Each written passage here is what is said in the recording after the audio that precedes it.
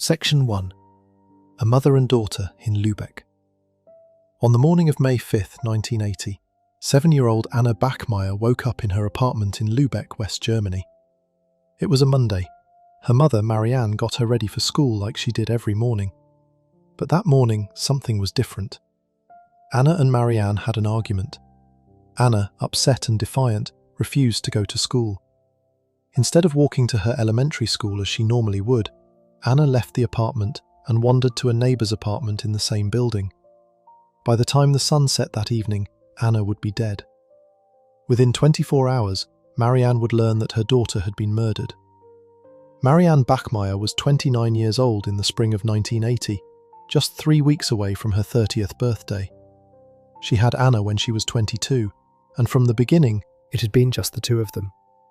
Marianne worked as a waitress at local bars and restaurants in Lübeck, a city of about 220,000 people in northern West Germany, not far from the Baltic Sea. For working-class families like Marianne and Anna, Lübeck was simply home, a place where rent was affordable if you knew where to look, a place where single mothers could find work in the service industry if they were willing to work nights and weekends. Marianne worked primarily at 2 establishments. During the week, she waitressed at a restaurant near the city centre. On weekends, she picked up shifts at a bar closer to their apartment. The hours were long, the pay was modest. She came home most nights smelling of cigarette smoke and grease from the kitchen, her feet aching and her back sore. But she did it because Anna needed shoes for school. Because the rent was due on the 1st of every month and the landlord did not accept excuses. Their apartment was on the 2nd floor of a building that housed 4 other families. 2 rooms, a small kitchen, a bathroom they were grateful to have. Anna's room was barely big enough for a twin bed and a small dresser, but Marianne had decorated it the best she could. A poster of a cartoon character hung on the wall. A stuffed bear that Anna had owned since she was a baby sat on the pillow. Marianne's room was even smaller. She kept her tips in a jar on top of her dresser. When the jar got full enough, she would take Anna to buy ice cream or see a movie. Those were the good weeks. Anna attended the local elementary school, a 15-minute walk from their apartment. She was in 2nd grade. Her teacher, Frau Schmidt, had told Marianne at the last parent conference that Anna was doing well in her studies. Anna liked mathematics. She was good at reading. She had friends in her class. Normal things that make a mother proud and relieved. Every morning, Marianne would wake Anna at 7 o'clock. They would have breakfast together at their small kitchen table, usually bread with butter and jam. Anna liked to talk in the mornings. She would tell Marianne about her dreams, or about what she wanted to do at recess, or about a book she was reading. Marianne would listen while she packed Anna's lunch, a sandwich, an apple or banana, a small cookie if she had baked over the weekend. At 8 o'clock, Anna would leave for school. Marianne would watch from their window until Anna turned the corner and disappeared from view. Then Marianne would begin her own day. If she had the day off, she would clean the apartment, do laundry, go to the market. She would prepare dinner so it would be ready when Anna came home. Their neighbourhood was the kind of place where children played outside without supervision, where mothers hung laundry from their windows, where everyone knew everyone else's business. The building next to theirs housed a baker on the ground floor. Sometimes Anna would stop there on her way home from school to look at the pastries in the window. The baker, Herr Klein, knew Anna by name. He would sometimes give her a small treat if he had extras at the end of the day. Marianne was already saving what little she could for Anna's future. She wanted Anna to finish school. She wanted Anna to have options that Marianne herself had never had. Maybe Anna could go to university someday. Maybe Anna could become a teacher or a nurse, something respectable, something that would give her a better life than working nights at a bar and coming home with sore feet and pockets full of coins. She imagined Anna at 16, then 18, then 20. She imagined Anna graduating from school, maybe finding a good husband, maybe giving Marianne grandchildren someday. All the milestones that every mother looks forward to seeing. On May 5th, 1980, Marianne had no way of knowing that all of those dreams would end before the day was over. She had no way of knowing that living nearby as a neighbour was a man who had already been convicted of terrible crimes against children, that this man had been released from custody just 4 years earlier, declared safe to live in society. that on this particular Monday morning, when Anna refused to go to school and wandered to his apartment instead, this man would make a choice that would destroy both Anna's life and Marianne's forever. Anna never came home. While Marianne waited for her daughter to return that Monday afternoon, a predator named Klaus Grabowski was already covering up a murder that would shake all of Germany. Section 2. The day Anna vanished. May 5th, 1980, started differently than most Mondays for Marianne Bachmeier. She woke up. She got Anna ready for the day. But instead of the usual peaceful morning routine, Marianne and Anna had an argument. The details of what they argued about have been lost to time, but the result was clear. Anna, angry and stubborn the way 7-year-olds can be, refused to go to school. She left the apartment, but she did not go to her elementary school. She went somewhere else. Anna went to visit a neighbour in their building, a man named Klaus Grabowski, who lived with his fiancée in an apartment not far from Marianne and Anna's own unit. Anna knew Grabowski because he was a neighbour. She had been to his apartment before to play with his cats. Grabowski seemed like a regular person. He worked as a butcher. He lived a quiet life with his fiancée. There was no reason for a 7-year-old girl to fear him. Marianne did not know where Anna had gone. As the hours passed, she began to worry. By early afternoon, when Anna still had not come home, Marianne's worry turned to panic. She put on her shoes and left the apartment. She walked through the neighbourhood looking for her daughter. She asked neighbours if they had seen a 7-year-old girl with blonde hair. She checked the places Anna liked to go. The bakery where Herr Klein sometimes gave Anna treats. The small park where children played. The corner store. She did not see Anna anywhere. The information she gathered was fragmentary and confusing. Some people thought they had seen a young girl earlier in the day. Others had not seen Anna at all. Marianne's hands started shaking. This was not like Anna. Even when Anna misbehaved, she always came home eventually. Something was very wrong. As the sun began to set, Marianne called the police. She reported her daughter missing. She gave them Anna's description. 7 years old, blonde hair that fell just past her shoulders, blue eyes. She had been wearing a red jacket and dark blue pants. The officer who took the report told Marianne that they would begin searching immediately. A child missing in Lübeck was not something that happened often. Within an hour, police officers arrived in Marianne's neighbourhood. They knocked on doors. They asked questions. The response from the community was immediate. Neighbours who had children of their own understood the terror Marianne was feeling. They joined the search. They formed groups and spread out across different sections of the city. Some searched the parks. Some searched along the canal paths. Some checked abandoned buildings.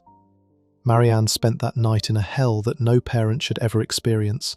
She did not sleep. She could not eat. She walked the streets of Lübeck, calling for Anna, until her voice was hoarse. She imagined every possible scenario. Maybe Anna had gotten lost. Maybe she had fallen and hurt herself. Maybe someone kind had found her and was taking care of her until morning. Marianne forced herself to believe that Anna was alive somewhere, frightened but unharmed, waiting to be found. The search continued through the night and into the next morning. Police officers, volunteers, search dogs. They combed through Lübeck looking for any trace of the missing girl. Marianne stayed close to her apartment in case Anna found her way home. She made coffee for the volunteers. She answered the same questions over and over for different police officers. What was Anna wearing? Did she have any medical conditions? Had she ever run away before? The questions felt invasive, but Marianne understood why they had to be asked. The police were also investigating in other ways. They were asking neighbours about anyone suspicious in the building. They were checking with known offenders in the area. And they quickly learned something that made them focus their attention on one person in particular. Klaus Grabowski, who lived in the same building as Marianne and Anna, had a criminal history. He had been convicted years earlier for crimes against children. He had been released from custody in 1976, and now a child who lived in his building was missing. Late on May 5th, Klaus Grabowski's fiancée came home to their apartment and found something that horrified her. She immediately went to the police. What she told them led officers directly to Grabowski. In the early hours of May 6, 1980, police arrested Klaus Grabowski at a local pub called Im Alten Zolln. He was taken into custody and questioned. After hours of interrogation, Grabowski confessed to everything. On May 6, 1980, police found Anna Bachmeier's body. Grabowski had placed it in a large cardboard box and hidden it near Oberbussau, a village outside Lübeck, close to a canal lock. The police recovered Anna's remains and secured the scene. By noon, word had spread through the neighbourhood.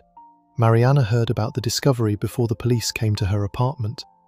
News travels fast in a small community. One of her neighbours had heard from someone who had been near the canal. A body had been found. A child. Marianne knew. Even before the police knocked on her door, she knew. 2 officers came to tell her. One of them was a woman. They sat Marianne down at her kitchen table. They told her that Anna was dead.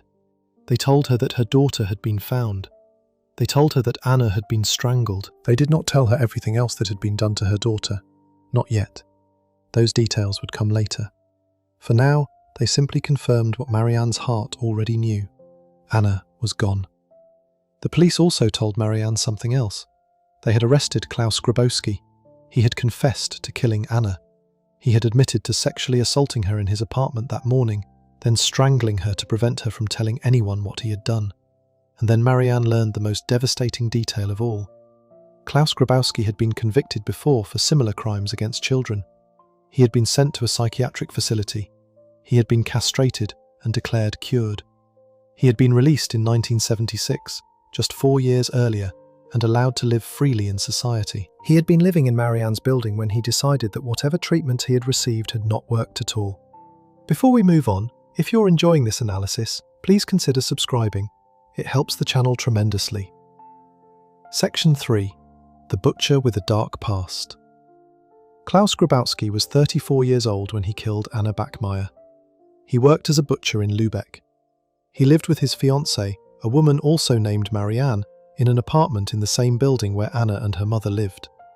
Every morning, he put on his work clothes and went to the butcher shop where he spent his days cutting meat.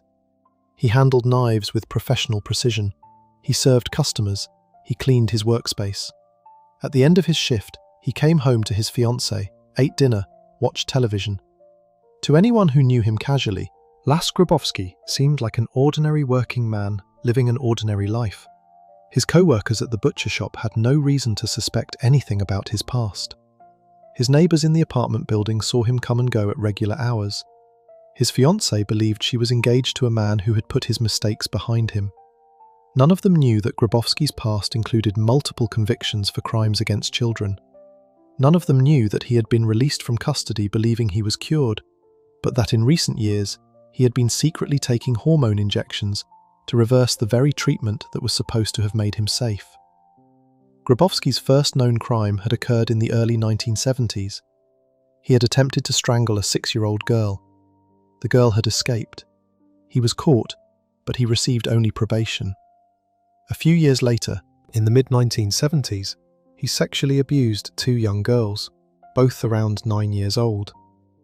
This time, the authorities took the crime more seriously. He was sent to a psychiatric treatment facility. While there, he was given a choice. He could remain institutionalized for an extended period, or he could agree to be castrated. Grabowski chose castration. In 1976, he was castrated and then released. Doctors declared him cured. The treatment, they said, had eliminated his sex drive, and therefore eliminated the danger he posed to children. But around 1978, Grabowski began receiving testosterone injections. The hormone therapy was designed to reverse the effects of the castration. He received these injections regularly from a doctor.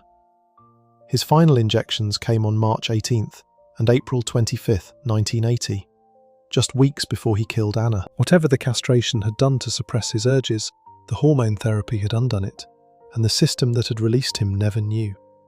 He was living as a free man in a building where families with young children lived, including Anna Bachmeier. On the morning of May 5th, 1980, Anna Bachmeier skipped school. She was upset after arguing with her mother. She left her apartment and went to Grabowski's apartment to play with his cats. His fiancée was not home. The apartment was empty except for Grabowski and the 7-year-old girl. What Klaus Grabowski did to Anna in that apartment was the same thing he had done to children before. He sexually assaulted her. Then he made a decision. Unlike his previous crimes, where the victims had survived and been able to identify him, Grabowski decided that Anna could not be allowed to tell anyone what he had done. He strangled her. Anna was 7 years old. She fought. The autopsy would later show defensive wounds on her hands where she had tried to push him away, but she was a small child who weighed less than 25 kilograms. Grabowski was a grown man who worked with his hands cutting meat all day. Anna had no chance. After Anna was dead, Grabowski placed her body in a large cardboard box. He waited until dark, then he carried the box to a location near a canal, about 1 kilometre from the apartment building. He hid the box under some bushes. Then he went home. He cleaned his apartment. He disposed of Anna's school bag and the red jacket she had been wearing.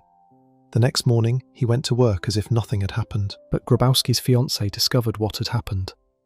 When she came home and realised what Grabowski had done, she went to the police. Late on May 5th, police began looking for Klaus Grabowski. In the early hours of May 6, 1980, they found him at a pub and arrested him. They brought him in for questioning. Grabowski denied everything at first. He said he did not know anything about Anna. He said he had not seen her. But the police had evidence. They had his fiancée's testimony. They had fibres and traces of blood in his apartment. And they had his criminal history, which showed he had done this before. After hours of interrogation, Klaus Grabowski confessed. He admitted that Anna had come to his apartment. He admitted that he had sexually assaulted her. He admitted that he had strangled her. He admitted that he had put her body in the box and hidden it near the canal. But then Grabowski did something that would enrage Marianne Bachmeier and much of the German public when they learned about it. He tried to shift the blame. Grabowski told police that his fiancée had been the one who insisted Anna be killed. He claimed that his fiancée had walked in while he was assaulting Anna and had told him that the girl had to die because she would tell the police what had happened. He claimed that his fiancée had pressured him to strangle Anna. He claimed that his fiancée had helped him dispose of the body. The police investigated this claim thoroughly. They questioned the fiancée. She denied everything. She said she had not been home when Anna was killed. She said she knew nothing about it until she discovered evidence in the apartment later. She said Klaus was lying. The evidence supported the fiancée's version of events. There was nothing tying her to the crime. No witnesses placed her at the apartment during the time Anna was killed. No physical evidence connected her to Anna's body or the disposal site. The charges against her were eventually dropped. But Klaus Grabowski maintained his story. He was going to go into court and tell a jury that a woman had forced him to murder a 7-year-old child to cover up his own crime. He was going to ask the court to believe that he was not entirely responsible for Anna's death. Klaus Grabowski was charged with murder, sexual assault of a minor, and abuse of a corpse. His trial was scheduled to begin on March 4, 1981, in the Lübeck District Court. He would face a panel of judges and a jury. If convicted, he could be sentenced to life in prison. But German law in 1981 meant that even a life sentence could result in parole after 15 years. Klaus Grabowski, if convicted, could potentially be walking free again by 1996. He would be 50 years old, still young enough to find another child. Marianne Bachmeier learned all of this in the 10 months between Anna's murder and Grabowski's trial, and with each new piece of information, the rage inside her grew hotter and harder until it became something she could no longer contain. Section 4. 10 months of grief and rage. Marianne buried Anna in a cemetery in Lübeck in the days after her body was found. The coffin was small, white, covered in flowers from neighbours and strangers who had followed the case in the newspapers. Marianne stood at the graveside in a black dress, her face blank with shock, and watched as the only person she had ever truly loved was lowered into the ground. Anna had been 7 years old. She should have been planning her 8th birthday party in November. Instead, she was dead, and Klaus Grabowski was sitting in a jail cell preparing his defence. In the weeks and months that followed, Marianne tried to return to some version of normal life. She went back to work at the restaurant and the bar. She needed the money. The rent still came due on the 1st of every month. But everything was different now. The apartment felt wrong. Anna's room was exactly as she had left it on the morning of May 5th. The stuffed bear still sat on the pillow. The poster still hung on the wall. Marianne could not bring herself to change anything. Some nights she would stand in the doorway of Anna's room and just stare at the empty bed. Other nights she would sleep in Anna's room, holding the stuffed bear, trying to remember what her daughter's voice had sounded like. The case became national news in West Germany. Newspapers published details about Klaus Grabowski's criminal history. They reported that he had been convicted in the 1970s for crimes against children. They reported that he had been castrated and sent to a psychiatric facility. They reported that doctors had declared him cured and safe for release. They reported that he had been living freely in Lübeck, in the same building as a family with a young child, when he killed Anna. The public reaction was immediate and furious. How could a man with Grabowski's history be released and allowed to live in an apartment building with children? How could doctors declare someone like Grabowski cured? How could the system fail so catastrophically that a man like this was allowed anywhere near children? Marianne read every article. She learned details about what had happened to Anna that the police had not told her at first. She learned that Anna had suffered before she died. She learned that Anna had fought back, that there had been defensive wounds on her hands. She learned the specific ways that Grabowski had violated her daughter before he strangled her. Each new piece of information was a fresh wound. Each article about Grabowski's previous crimes was a reminder that this had been preventable. If the system had worked correctly, Las Grabowski would still have been in custody in May 1980. Anna would still be alive. As the trial date approached, Marianne learned more about Grabowski's defense strategy. His attorney was going to argue that Grabowski's fiancée had been involved in Anna's death. They were going to claim that the fiancée had pressured Grabowski to kill Anna to prevent her from reporting the assault. They were going to try to shift responsibility away from Grabowski and onto a woman who had not even been present when Anna died. Marianne could not believe what she was hearing. Grabowski had already taken Anna's life. Now he was going to stand in court and lie about what he had done. He was going to try to blame someone else. He was going to try to reduce his own culpability. Marianne attended the preliminary hearings. She sat in the courtroom and watched Klaus Grabowski walk in wearing a suit and tie, flanked by his attorney. He looked calm. He looked ordinary. He did not look like a monster. And that was what made it so much worse. This was the man who had strangled her 7-year-old daughter. This was the man who had thrown Anna's body away like garbage. And he was sitting there, preparing to defend himself, to argue his case, to ask for mercy. The trial was set to begin on March 4th, 1981, at the Lübeck District Court.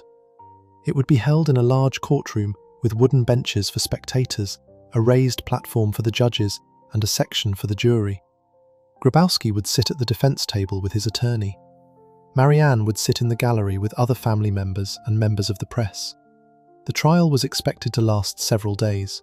Witnesses would testify, evidence would be presented, and then a verdict would be reached. Marianne thought about that verdict constantly. What if Grabowski was acquitted? What if his lies about his fiancée created reasonable doubt? What if the jury believed him? What if he walked free? Even if he was convicted, what did that really mean? Life in prison in West Germany meant he could apply for parole after 15 years. 15 years. Anna had only lived for 7. Grabowski could be out of prison while he was still in his 50s. He could do this again. He could take another child. The justice system could fail another mother the way it had failed Marianne. Something broke inside Marianne during those 10 months between Anna's death and Grabowski's trial. The grief did not soften. It hardened. It calcified into something sharp and purposeful. She stopped sleeping. She stopped eating regularly. She lost weight. Co-workers noticed that she seemed distant, that she would stare into space for long periods. Friends tried to check on her, but Marianne pushed them away. She did not want sympathy. She did not want comfort. She wanted Klaus Grabowski to pay for what he had done, and she no longer trusted the courts to make that happen. Sometime in late February 1981, Marianne made a decision. She was going to kill Klaus Grabowski herself. She was going to walk into that courtroom and shoot him. She knew she would be arrested. She knew she would go to prison. She did not care. Anna was dead. Nothing could bring her back. But Marianne could make sure that Klaus Grabowski never hurt another child. She could make sure that he never sat in another courtroom telling lies about what he had done. Marianne obtained a Beretta .22 caliber pistol. Where exactly she got the gun is not entirely clear from court records, but by early March 1981, she had it in her possession. She practiced loading it. She practiced holding it. She thought about the moment when she would use it. She pictured herself walking into the courtroom. She pictured Grabowski sitting at the defense table. She pictured herself pulling the trigger.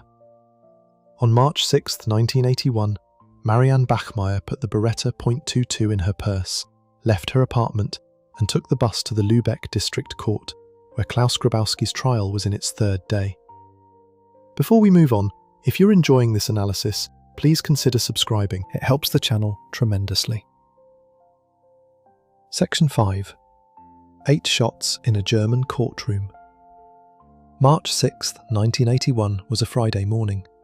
Klaus Grabowski's trial had begun 2 days earlier on Wednesday, March 4th, and the courtroom had been packed every session since.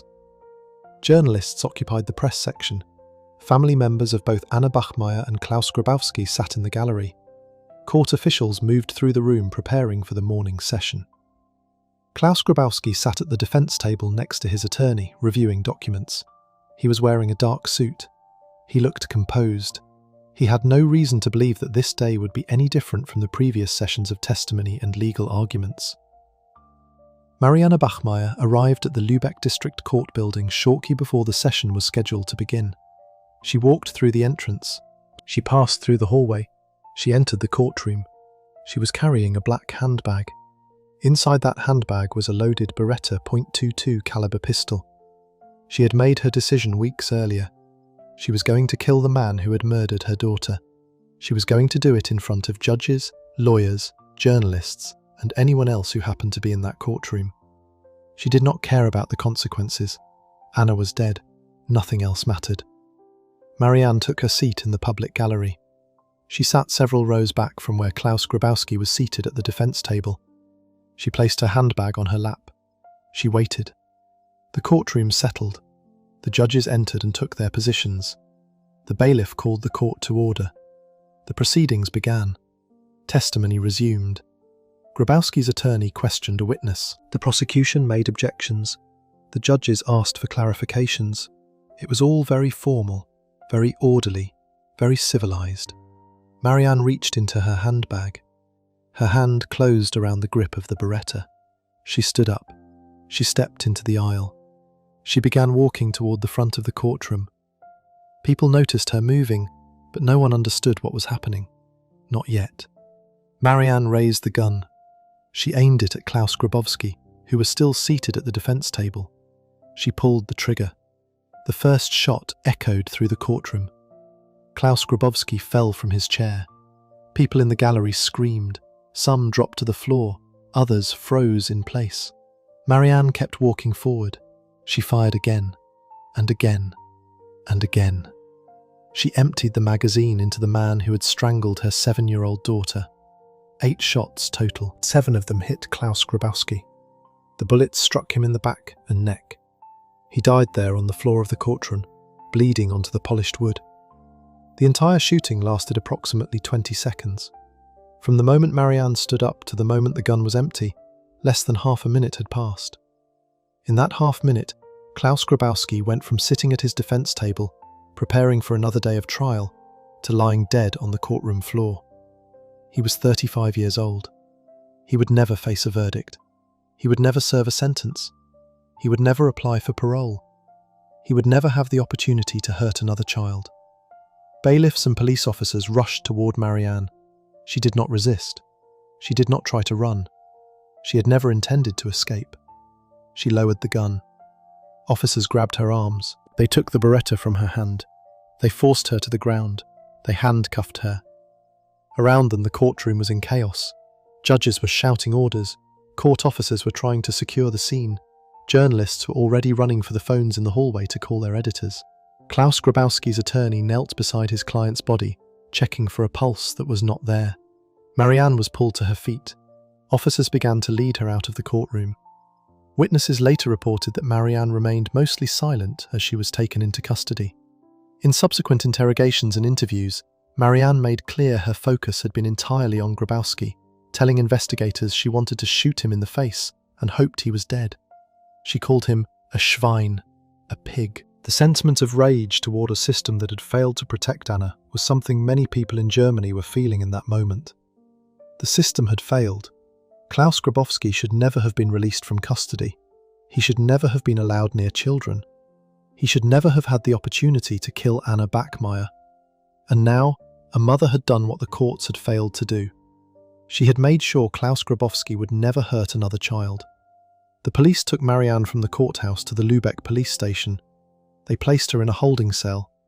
They began processing her arrest. The charges would be serious. Marianne had committed premeditated murder in front of dozens of witnesses. She had brought a loaded gun into a courthouse. She had executed a man who was in custody and awaiting trial. Under German law, she could face life in prison. The maximum sentence for murder was life imprisonment, which meant a minimum of 15 years before parole eligibility. Marianne could spend the rest of her life behind bars. Investigators examined the Beretta. They confirmed it had been fired 8 times. They collected the spent shell casings from the courtroom floor. They photographed Klaus Grabowski's body where it had fallen. They interviewed witnesses who had been present in the courtroom. Everyone told the same story. Marianne Bachmeier had walked to the front of the courtroom, raised a gun, and shot Klaus Grabowski multiple times until he was dead. There was no question about what had happened. There was no mystery to solve. Marianne had killed Klaus Grabowski in front of an entire courtroom full of people. Medley examiners later determined that Grabowski had been struck by 7 bullets. One shot had missed him entirely, hitting the wall behind the defense table. Of the 7 that hit, several had struck vital areas. Grabowski had died within minutes. There was nothing anyone in that courtroom could have done to save him, even if they had tried. The wounds were too severe. The blood loss was too rapid. That evening, Marianne sat in her cell at the Lübeck police station. Klaus Grabowski was dead. Anna was still dead. Marianne had traded one life for another, but she had not brought her daughter back. She had simply made sure that the man who killed Anna would never walk free again. She had done what the system should have done when Grabowski was first convicted of crimes against children. She had removed him permanently from society. The news of the courtroom shooting spread across West Germany within hours, and by the next morning, Marianne Bachmeier's name was in every newspaper in the country, alongside debates about whether she was a murderer or a mother who had simply done what anyone would do. Section 6. When a nation took a mother's side. The shooting in the Lübeck courtroom became the biggest news story in West Germany in March 1981. Television stations ran special reports. Radio programs debated the case for hours. Newspapers printed front-page articles with headlines that asked the question on everyone's mind. Was Marianne Bachmeier a criminal, or was she a victim who had been pushed too far by a system that failed to protect her daughter? Public opinion split immediately into 2 camps, but the division was not even. The overwhelming majority of Germans sided with Marianne. Polls conducted in the days after the shooting showed that a substantial majority of West Germans believed Marianne should not be punished for what she had done. They understood her rage. They understood her grief. They understood that Klaus Grabowski had been convicted before for crimes against children, had been declared cured, and had then murdered a 7-year-old girl. Letters began arriving at the Lübeck police station addressed to Marianne, hundreds of them, then thousands. Most expressed support. Some included money to help pay for her legal defense. Some came from other parents who said they would have done the same thing if someone had hurt their child. Some came from people who had lost children to violence and wished they had been brave enough to do what Marianne had done. One letter came from a woman whose daughter had been murdered years earlier. The woman wrote that she thought about killing her daughter's murderer every single day, but had never found the courage. She called Marianne a hero. Not everyone supported Marianne. Legal experts and politicians warned that vigilante justice was dangerous. They argued that no matter how sympathetic Marianne's situation was, she had committed murder. She had brought a gun into a courthouse. She had executed a man who was in custody and awaiting trial. If society allowed this kind of revenge killing, where would it end? Citizens could not be allowed to kill people, even guilty people, because once that door opened, it could never be closed. The debate raged on television talk shows and in newspaper editorial pages. Some commentators pointed out that Klaus Grabowski had not yet been convicted when Marianne killed him. Under German law, a person is presumed innocent until proven guilty. Grabowski had been on trial. He had not been found guilty by a jury. Technically, he was still innocent in the eyes of the law when Marianne shot him. This argument gained little traction with the public. Everyone knew Grabowski had killed Anna. He had confessed. The evidence was overwhelming. The trial was a formality. But that was exactly the point, Marianne's supporters argued. Even if Grabowski had been convicted and sentenced to life in prison, life in West Germany did not actually mean life. German law allowed prisoners serving life sentences to apply for parole after 15 years. If Grabowski had been convicted, he could have been walking free again by 1996. He would have been 50 years old, still young enough to hurt more children. The system did not actually protect society from predators like Klaus Grabowski. This argument resonated most powerfully with the German public. The case became less about Marianne Bachmeier and more about the failures of the criminal justice system to protect children from repeat offenders. Klaus Grabowski had been convicted in the 1970s for crimes against children. He had been castrated. Doctors had declared the treatment successful, and then he had murdered Anna. The system had failed at every level. Women's groups organised demonstrations in support of Marianne. They marched in cities across West Germany, carrying signs that read, "Mothers have rights too," and "The system failed Anna." Feminist activists argued that the criminal justice system did not adequately protect women and children from male violence. They pointed out that sexual assault was often treated as a lesser crime than property crimes. They demanded longer sentences for sex offenders and that castration be abandoned as a treatment because it clearly did not work. Conservative politicians also supported Marianne, though for different reasons. They saw her case as evidence that the justice system had become too lenient. They argued for tougher sentences, longer prison terms, and fewer opportunities for parole. The fact that a man with Grabowski's history had been released and then killed a child was proof that the criminal justice system had lost its way. Legal scholars warned that this kind of rhetoric was dangerous. They cautioned against using one extreme case to justify broad changes to criminal law. They reminded people that vigilante justice, no matter how sympathetic the circumstances, could not be tolerated in a democratic society governed by the rule of law. But these arguments fell flat with a public that looked at Anna Bachmeier's murder and saw only failure. The prosecutor handling Marianne's case faced enormous pressure. Charging a grieving mother with murder was not popular, but not charging her would set a precedent that anyone who lost a loved one to violence could seek revenge and face no consequences. The prosecutor decided to move forward with charges. Marianne would stand trial for murder, just as Klaus Grabowski had been standing trial for Anna's murder when Marianne killed him. Marianne's defense attorneys began preparing their case. They would not argue that Marianne was innocent. She had killed Klaus Grabowski in front of dozens of witnesses. Instead, they would argue that Marianne had been suffering from temporary diminished capacity at the time of the shooting.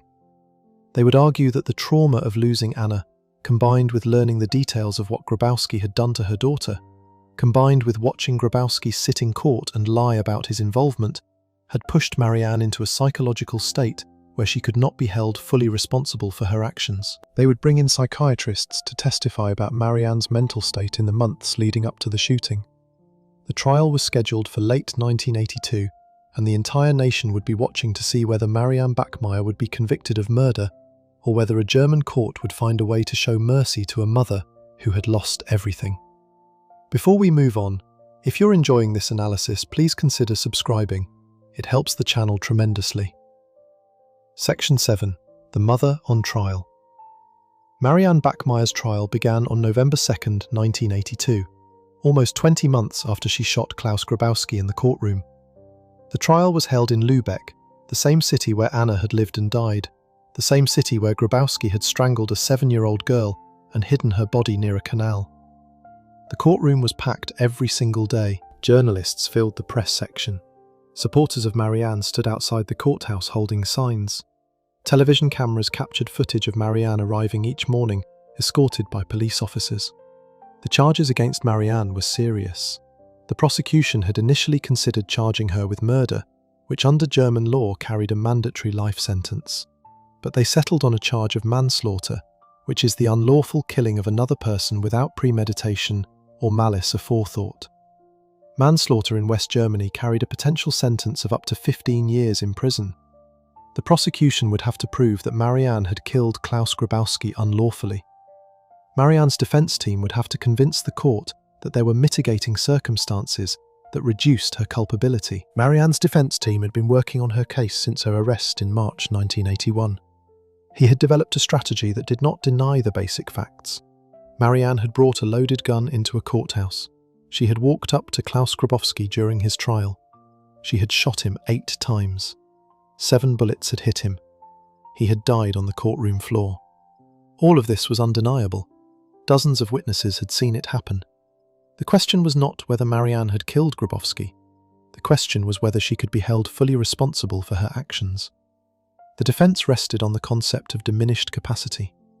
Under German law, a person's criminal responsibility can be reduced if they were suffering from a serious mental or emotional disturbance at the time they committed a crime. Her attorneys argued that Marianne had been in a state of extreme emotional distress when she shot Grabowski. She had lost her only child. She had learned the horrific details of what Grabowski had done to Anna before he killed her. She had discovered that Grabowski had been convicted before for crimes against children and had been released after treatment. She had sat in court and watched Grabowski try to blame his fiancée for Anna's murder. All of these factors, Feeble argued, had combined to push Marianne into a psychological state where she could not think rationally. The defense called psychiatrists to testify. They examined Marianne and evaluated her mental state, both at the time of the shooting and during the months leading up to it. One psychiatrist testified that Marianne had been suffering from severe depression and post-traumatic stress disorder following Anna's death. Another testified that Marianne had experienced intrusive thoughts about violence and revenge that she could not control. A third psychiatrist described Marianne's actions as the result of a temporary break from reality caused by overwhelming grief and rage. These experts told the court that Marianne had not been capable of forming the intent necessary for a murder conviction. The prosecution presented a different narrative. Their lead prosecutor argued that Marianne's actions had been premeditated. She had obtained a gun, she had loaded it, she had brought it to the courthouse. She had walked into the courtroom knowing exactly what she intended to do. She had waited for the right moment. She had stood up, walked to the front of the courtroom, and executed Klaus Grabowski. These were not the actions of someone experiencing a temporary break from reality. These were the actions of someone who had planned a murder and carried it out. The prosecution acknowledged that Marianne had suffered a terrible loss. They acknowledged that Klaus Grabowski deserved to be punished for what he had done to Anna. But they argued that allowing Marianne to escape a murder conviction would send a dangerous message. It would tell other grieving parents that they could take justice into their own hands. It would undermine the rule of law. It would turn courtrooms into places where anyone with a gun and a grudge could carry out executions. Witnesses testified about what they had seen on March 6, 1981. Court officials described how Marianne had entered the courtroom. Journalists who had been present described how she had stood up, walked forward, and fired 8 shots. Police officers who had arrested Marianne testified about her demeanour immediately after the shooting. She had been calm, she had not resisted, she had not tried to flee.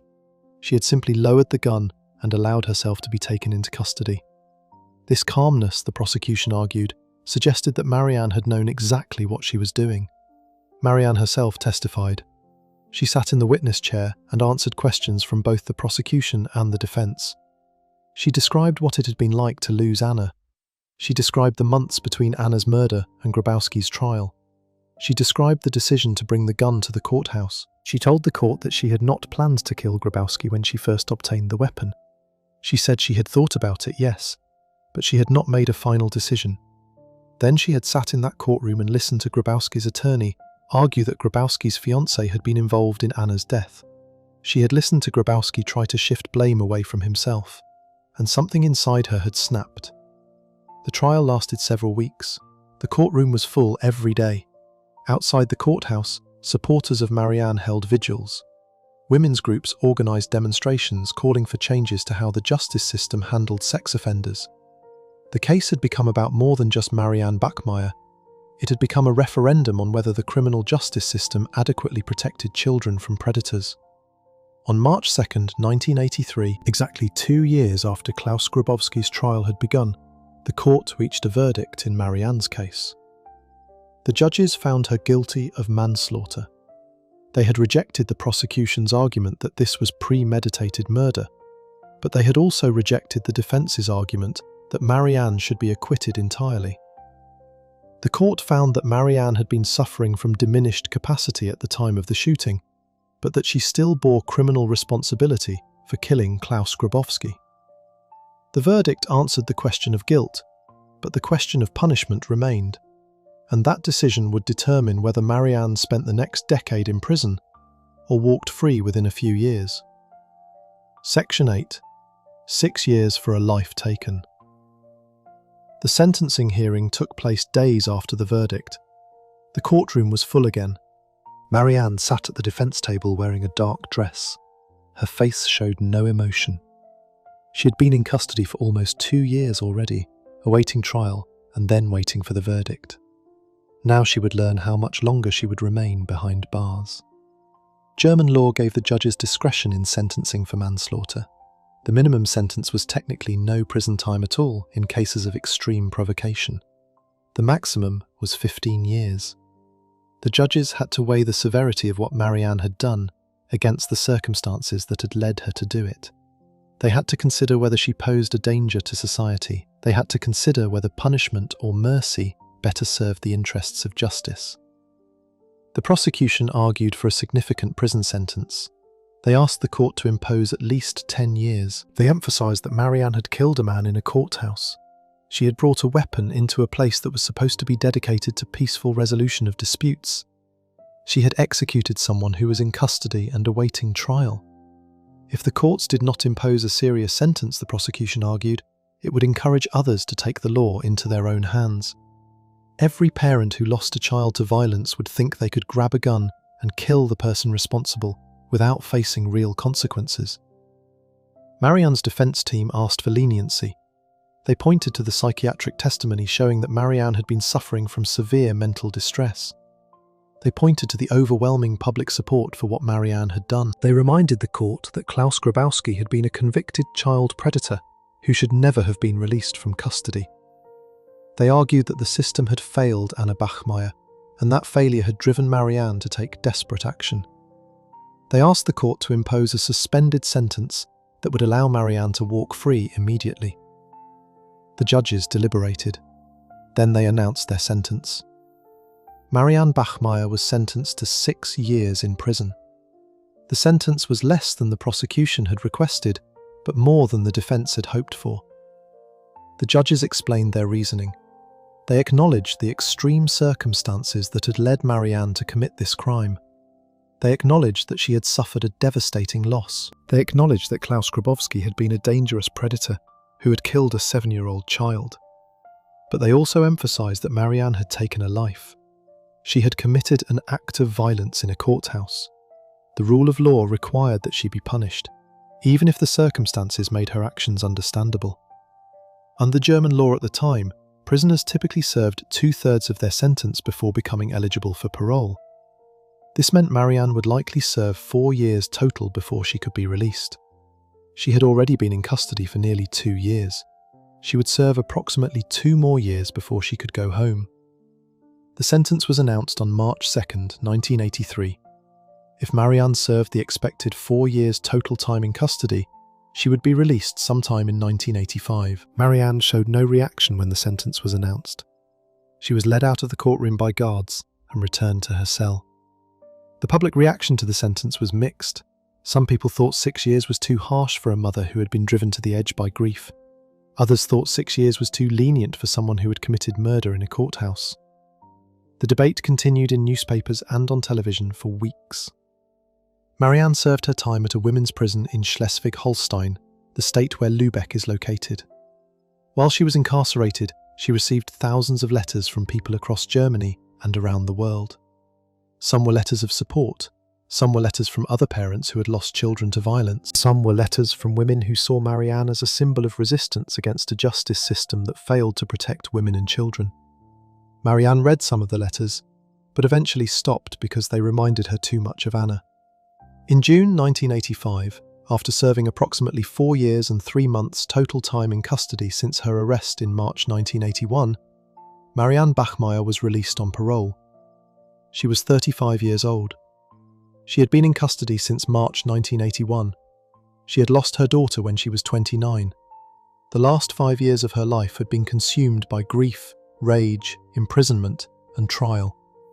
She walked out of prison and tried to rebuild some version of a normal life. But normal was impossible. Marianne's face was known throughout Germany. Her story had been on the front page of every newspaper. She could not go anywhere without being recognized. Some people treated her like a hero. Others treated her like a criminal. Most people simply stared. Marianne tried to find work but struggled because of her criminal record. She tried to live quietly, but reporters continued to seek her out for interviews. She tried to move on, but everything reminded her of Anna. The case had achieved something, though. The public outcry over Klaus Grabowski's release and Anna's subsequent murder led to changes in German law regarding sex offenders. The use of castration as a treatment was largely abandoned. Sentences for child sexual assault were increased. Monitoring of released sex offenders became more rigorous. Parole boards became more cautious about releasing convicted child predators. The system that had failed Anna Bachmeier was reformed, at least partially, because of what had happened to her. Before we move on, if you're enjoying this analysis, please consider subscribing. It helps the channel tremendously. Section 9. 15 years without Anna. The years after Marianne's release from prison in June 1985 were defined by a single inescapable fact. She was famous in Germany for killing a man. Everywhere she went, people recognized her face. Newspapers had published her photograph hundreds of times during the trial. Television stations had broadcast footage of her arriving at court, leaving court, sitting in the defendant's chair. Her story had been discussed in living rooms and bars and workplaces across West Germany. She could not buy groceries without someone staring. She could not ride a bus without someone whispering. Some people approached her to express support. Others kept their distance, as if she carried some contagious darkness. Marianne tried to find work. She had been a waitress before Anna's death, and she had skills that should have made her employable. But potential employers saw her name on job applications and turned her away. A murder conviction, even for manslaughter, even under extraordinary circumstances, was something most businesses did not want associated with their establishment. Marianne lived on financial support from people who had donated to her defense fund. The money that had paid for her lawyers now paid for her rent and food. She existed in a strange limbo where she was free but not truly able to live freely. The media would not leave her alone. Journalists tracked her down for interviews. They wanted to know how she felt about what she had done. They wanted to know if she had regrets. They wanted to know what her plans were for the future. Marianne gave a few interviews in the years immediately after her release, but eventually she stopped. She told one reporter that talking about Anna and Klaus Grabowski and the shooting just kept the wound open. She wanted to heal, but healing was impossible when the entire country wanted to keep discussing the worst day of her life.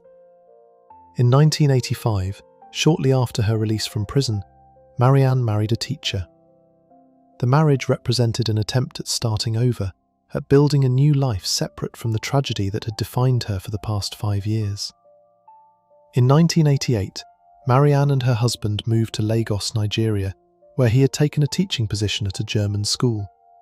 For Marianne, Nigeria represented distance, not just physical distance from Germany, but emotional distance from the constant recognition, the whispers, the stares. In Lagos, fewer people knew her face. She could walk down a street without being recognized as the mother who had shot her daughter's killer in court. But the marriage did not last. In 1990, Marianne and her husband divorced. After the divorce, Marianne did not return to Germany.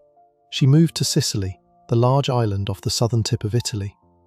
In Sicily, she found the anonymity she had been seeking for years. She rented a small apartment in Palermo. She learned enough Italian to get by. She worked as a hospice aide, caring for people who were dying. It was quiet work, private work, work that did not require her to explain who she was or what she had done. She lived simply in Sicily. She kept to herself. She did not make many friends. She did not seek out community. She existed quietly in a place where her past did not follow her quite as closely as it had in Germany.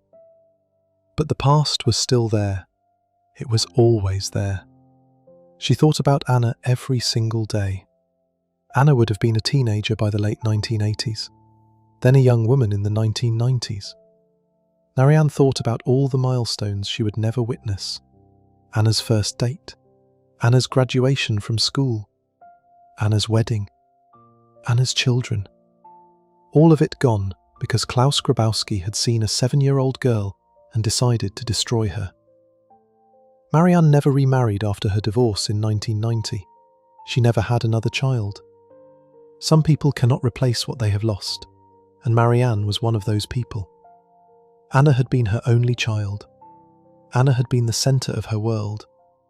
When Anna died, that world collapsed, and Marianne spent the rest of her life walking through the ruins. In 1994, Marianne published an autobiography titled Palermo, Amore Mio. The book was her attempt to tell her own story in her own words. She wrote about Anna. She wrote about the shooting. She wrote about her life in exile. She wrote about Sicily, which had given her a place to exist without being constantly reminded of who she was. In the mid-1990s, Marianne's health began to decline. She experienced abdominal pain. She lost weight. She went to doctors in Sicily who ran tests and delivered a diagnosis that sealed her fate: pancreatic cancer, one of the deadliest forms of cancer, one of the hardest to treat. By the time it was detected, it had already spread. The doctors told her that treatment options were limited. She could undergo chemotherapy, but the prognosis was poor. Pancreatic cancer kills most of the people it touches, and it does so relatively quickly. Marianne chose to forego aggressive treatment. She was 46 years old. She had been living in exile for years. She had spent years in prison. She had lost the only person she had ever truly loved. She was tired.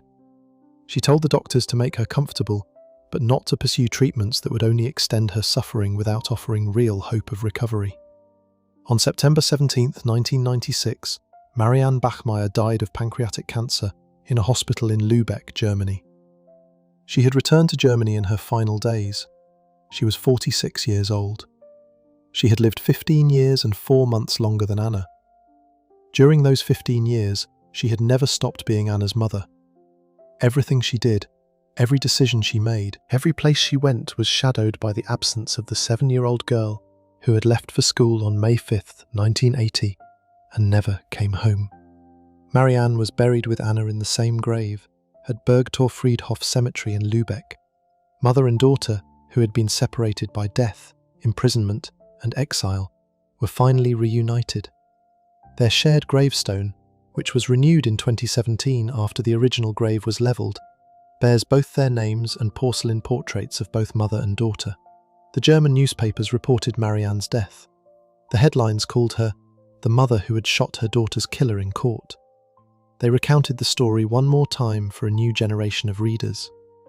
Some articles called her a vigilante.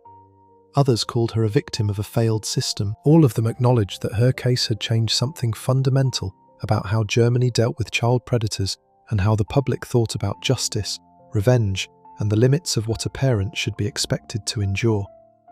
But while the case had changed German law and policy, the changes had come too late for Anna Bachmeier and far too late for Marianne, who had spent the last 16 years of her life defined entirely by the loss of her child and the act of violence she committed in response. Section 10. The Revenge That Changed Germany. The Marianne Bachmeier case left a permanent mark on German society that extends to this day. The public outcry that followed Anna's murder and Marianne's subsequent shooting of Klaus Grabowski forced lawmakers and legal professionals to confront uncomfortable questions about how the criminal justice system handled sex offenders, particularly those who targeted children.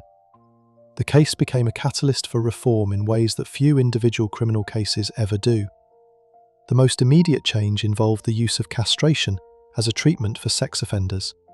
Before Klaus Grabowski murdered Anna, castration had been presented as a solution to repeat sexual offending. Doctors had claimed that removing the sex drive would eliminate the danger these men posed to children.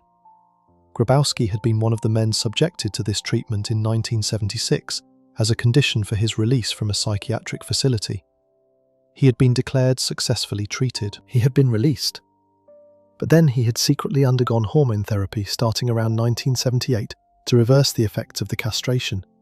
And then he had sexually assaulted and murdered a 7-year-old girl. After Anna's death and the trial that followed, the German medical and legal communities largely abandoned castration as a reliable treatment. The scientific evidence supporting it had always been weak, and Grabowski's case demonstrated catastrophically that the treatment could be reversed and that it did not address the underlying psychological pathology that drove men to hurt children. Castration fell out of favour in Germany and across much of Europe. The focus shifted toward longer prison sentences, more intensive psychological evaluation, and greater restrictions on where released sex offenders could live and work. Sentencing guidelines for child sexual assault also changed in the years following the Bachmeier case. The relatively lenient approach that had allowed Grabowski to be released after his previous convictions was seen as grotesquely inadequate. Public pressure mounted for tougher penalties. Lawmakers responded by increasing minimum sentences for sexual crimes against children.